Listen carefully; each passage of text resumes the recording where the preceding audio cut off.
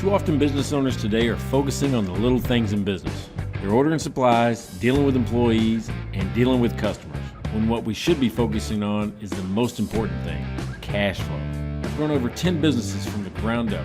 In this podcast, you'll learn the ins and outs of building a business and how to build transferable value. And most importantly, you'll learn how to maximize cash. They call me Cash Flow Mike, and this is the clear path to cash.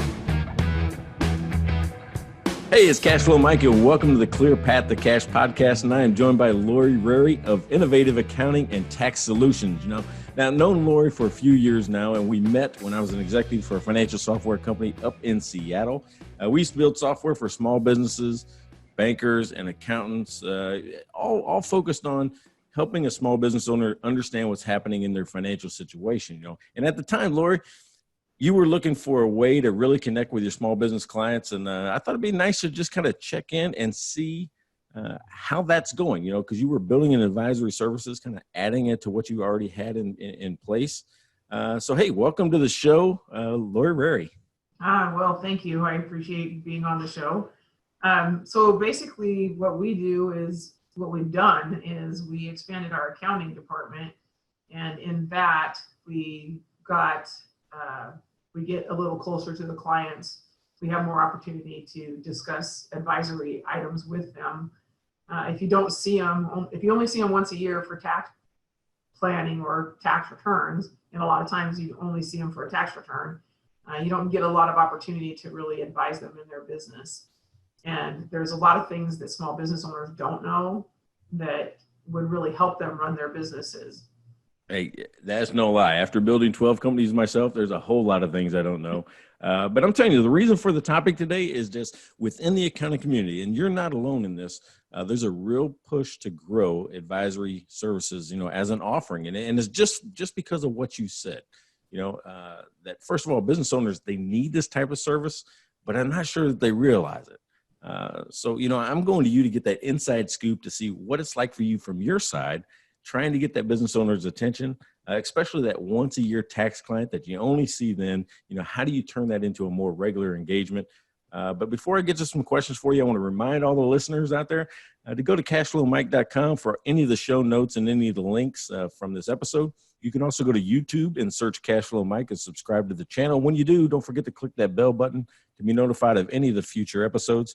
We'll also be able to find this episode on iTunes, Spotify, Google Play, any of those that you currently listen to podcasts on. So be sure to subscribe and leave us a review. So, Lorrie, I want to dedicate the next 15, 20 minutes to you. So tell me, how'd you make that decision? What was that going on in your practice where you say, hey, I've got to add, I've got to provide more? Well, I've been doing this for a long time, and I know that there's a need out there for small business owners to have an advisor. They can't afford to hire a full-time person, and a lot of them can't afford to hire even a full-time bookkeeper. So adding the accounting services, and along with that goes advisory services. The closer you can get to the client and their business, and the more you can learn about it, the better advice that you can give them. And the problem with the clients is that they don't know what they don't know. Anybody can start a business in Washington for $24.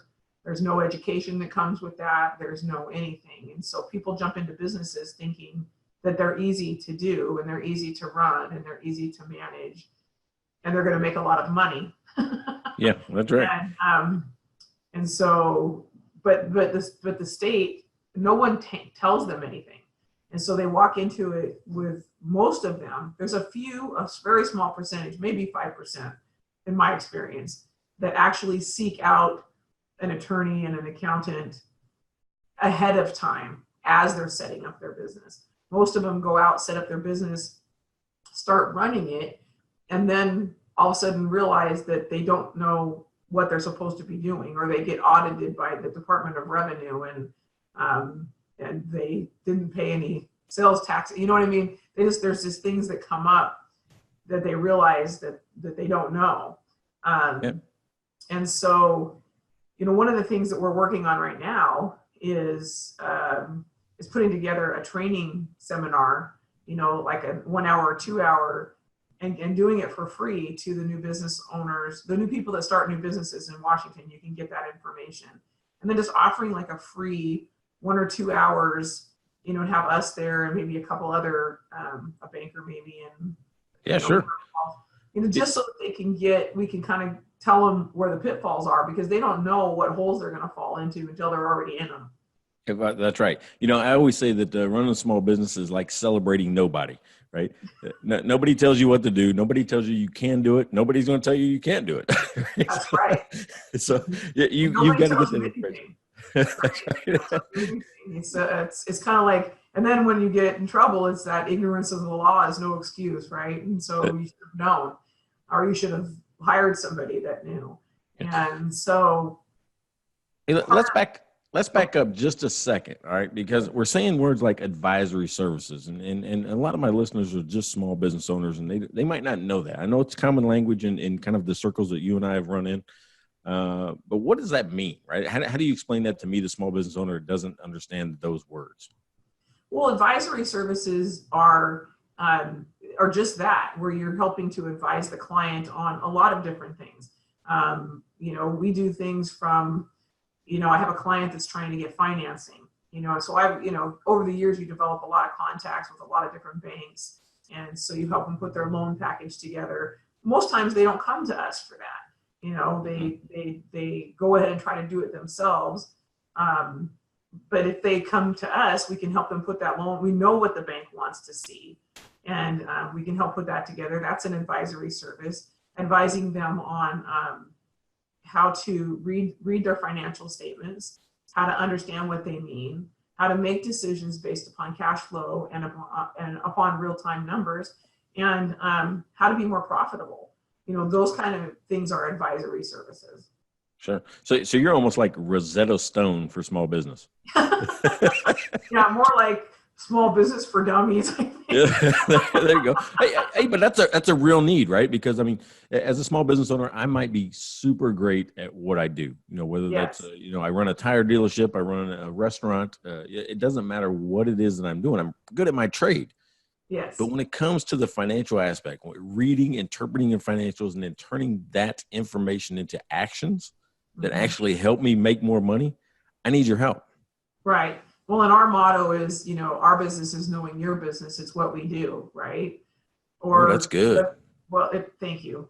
And the other one that I like to use a lot is do what you do best and let us do the rest. Because when I talk to business owners, I tell them, I don't roof my own house. I don't fix my own plumbing, right? Mm-hmm. Right. I don't do my own surgery, and I don't go to court without an attorney, and so I remind them, you didn't get into business to try to understand QuickBooks, not to throw out a name, but not to learn how to do accounting. You got into business to do your trade or your profession, whatever that is. And you shouldn't be wasting your time, because I remind them, and this is another advisory service, I remind them that if you took all the time that you spent doing things that are not productive to your business, like accounting, right? Keeping track of that kind of stuff, or not doing it, which is even worse, and letting it pile up. We have clients that let their stuff pile up for a whole year, and then it's just one stressful month of them trying to get all of their transactions entered into a program so that they can give them to us to get their tax returns done. That means that they haven't used any information all year to make any good, solid business decisions.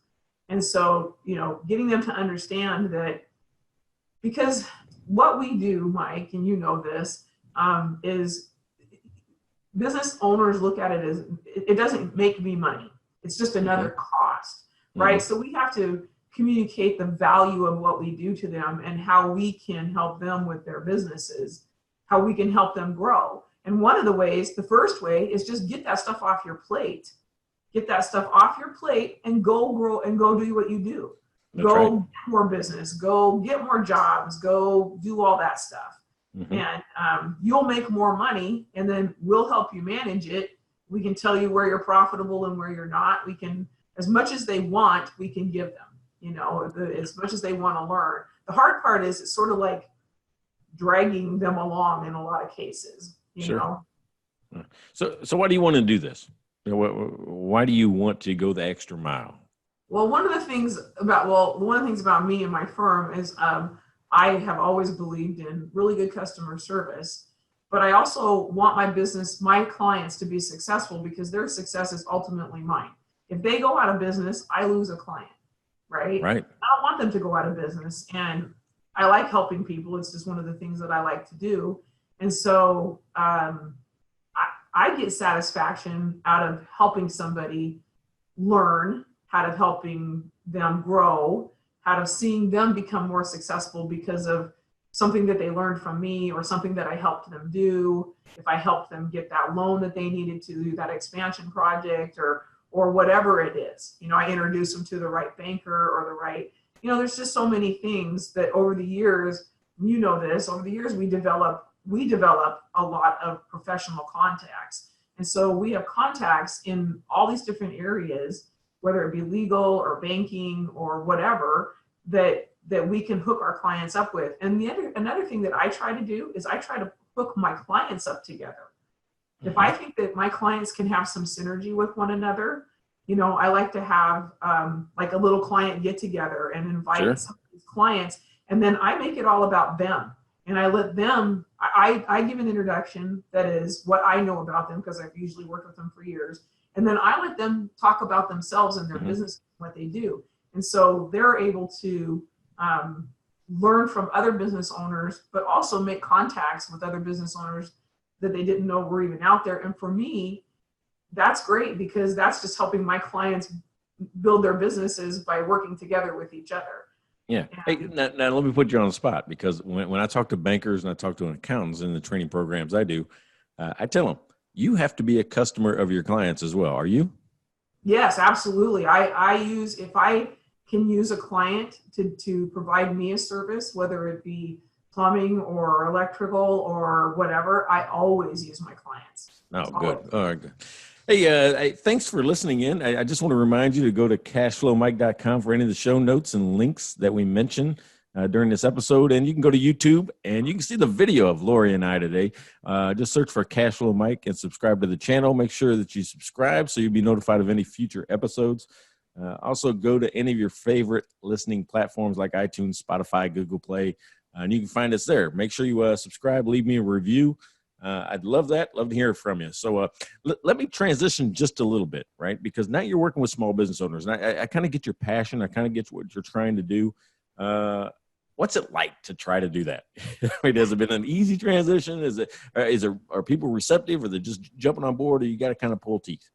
It's probably easier to get them on as a client, as an accounting client. I don't really have. We've been here a long time. We have a really good reputation. And so we get referred by people I don't even know sometimes. So getting them in to get some level of service going where we're helping them with, and sorry, I talk with my hands, but some level of service going, and I'm not Italian. You've never seen me talk, apparently. But that part of it's not usually as hard. But again, we always have, and we probably always will, run up against the whole, how much is it going to cost? Because they look at it and they just see it as a cost. They don't see the benefit. So we really have to sell the benefit of what we do to them and what we can do to help them grow their businesses. That we're not just here just to put numbers in a program for them, but we want to talk to them. We want to hear from them. We want to I want them to come in and sit down and ask questions. And over the years, I've been told many times, I would never say that I'm a good teacher, but people have told me that I am. But I have a way of communicating with the clients on their level.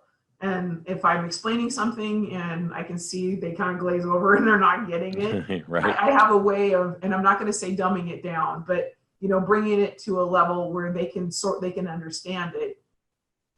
Because I want them to know. And so many CPAs out there, for whatever reason, I don't understand. I don't know if it's that they're worried if the client understands, they'll leave, but they talk over the client's head. So I don't know if it's an ego thing or whatever. I've never been that way. I want the clients to understand. what their books are. I want them to understand what we're doing. I want them to understand what I'm saying. And so I work really hard at that. And so how difficult is it to build that advisory part? It's once you get your foot in the door and gain the client's trust, because we really are a trusted advisor to the clients once they know us, right? And then it becomes a little bit easier. And then when you say, hey, it's time for you to start a 401k, let's start talking about that, and let's talk to my 401k person that I work with and see if we can get that set up for you this year. And this is how much we can probably save you in taxes, and we start quantifying those things.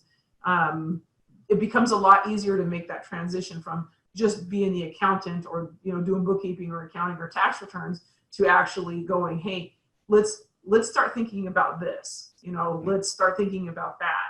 And well, do you find it odd then that business owners come to you to just stay out of trouble when you have all the knowledge and all the power to make them more money, which is the reason they got into business in the first place? Exactly. Yeah. And I do find it interesting, but again, I think it's that mindset of, this is a cost that I have to incur because I have to stay compliant.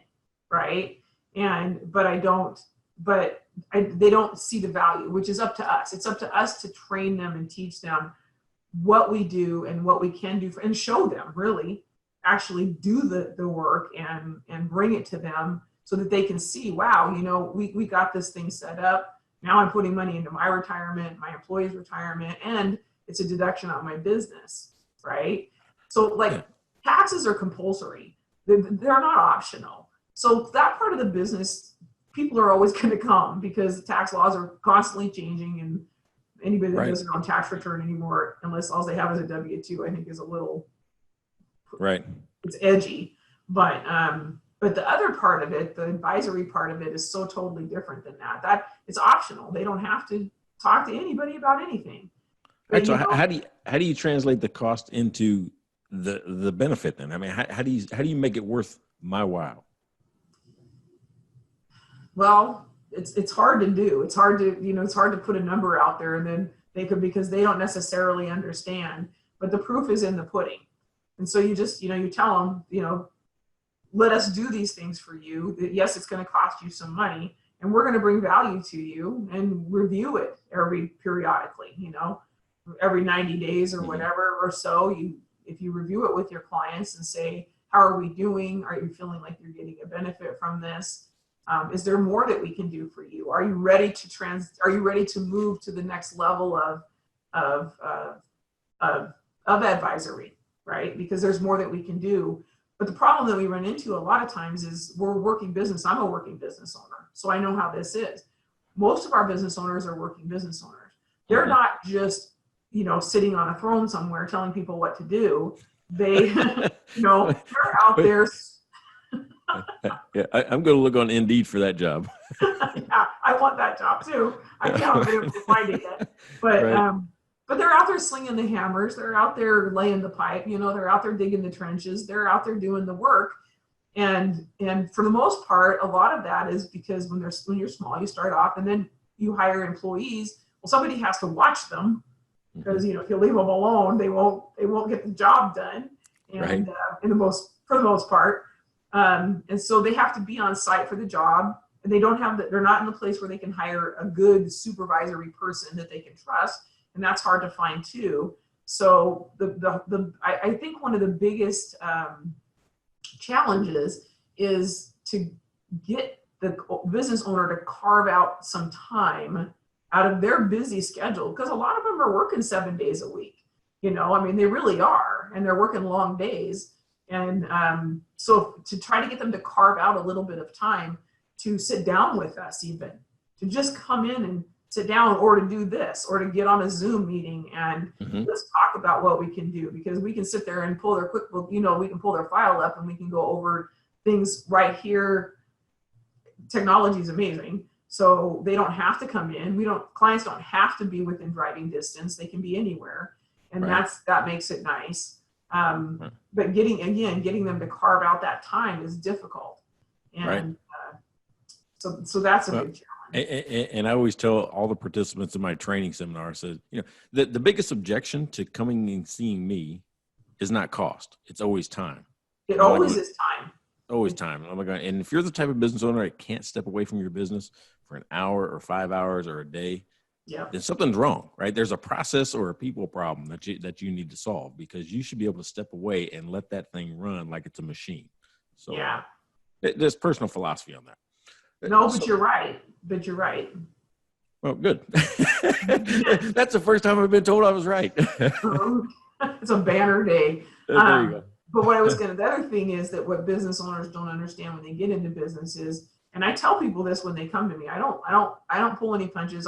That's another thing about me. I'm very direct. I don't worry about losing clients by telling them the truth. If I tell them the truth and they leave, then they shouldn't have been here in the first place. And I warn people when they start a business that, you're going to work 3 times as hard for 1/3 the money for probably a couple of years. And you have to accept that. That's just the way it's going to be. Most people don't walk into a ready-made situation. And even if they do purchase an existing business, there's so much, just burn in that they have to learn. And generally, they've never run a business before, so they don't have any of that kind of skill. They have to learn it as they go along. And so they have to be prepared. Business owners have to be prepared to put in the time. But after, a period of time, and if they're working with the right people, that time will be shorter. So if they're working with people like us who understand how to really run a business and how to run, I always tell people, are you working on your business or in your business? Right? They're very different. When you're working in your business, it's almost impossible to work on it. That's right. And so that's where people like us come in. We can take some of that stuff off your plate so you can work on your business. Even if they're still have to work in it, they now carve out, 20 hours a week that they were wasting trying to do accounting badly, right? And now they can take that 20 hours a week and focus on their business. Yeah, that's right. I mean, you get so focused on all the thousands of things that you do during a week that you don't take a step back and see what you built. Right? And that's basically what you're talking about is, I did all these things. 500-foot flyover versus living in the forest. That's right. So, hey, we're coming up on time. I always ask everyone this at the end of the show. All my guests. Let's imagine your best friend comes to you and say, "I'm going to start a business." What's a piece of advice you'd give them? I've had this happen to me many times. A piece of advice would be, before you start your business, one, know what you're getting into, depending on what kind of business you're going to start or buy, right? I mean, franchises have this down. Franchises, if you buy a franchise, you go through their training. That's right. If you start a business, there's nobody that gives you training, right? So learn everything that you can, engage the proper professionals, see an accountant, see an attorney, do those things and set the business up right from the beginning, and learn all that you can and lean on those advisory people as much as you can. And don't start the business until you feel like you're confident enough to know what you need to do. Hey, surround yourself with good players, right? That's right. I don't know everything, but I know other people that do, That's right. So that's what you do. The smart people surround themselves with people that are smarter than they are. Hey, great advice. Lorrie, thank you. I just want to remind everybody, go to cashflowmike.com for any of the show notes and any questions you might have today. Don't forget us on YouTube or iTunes, Spotify, any of those. You can find the Cashflow Mike Show, Clear Path to Cash. And my name is Cashflow Mike, and you've been listening to the Clear Path to Cash podcast. Hey, thank you so much. And remember, don't be a dumb business owner. Don't be a dumb business owner. Thanks, Mike. Thank you. Hey, appreciate that. So.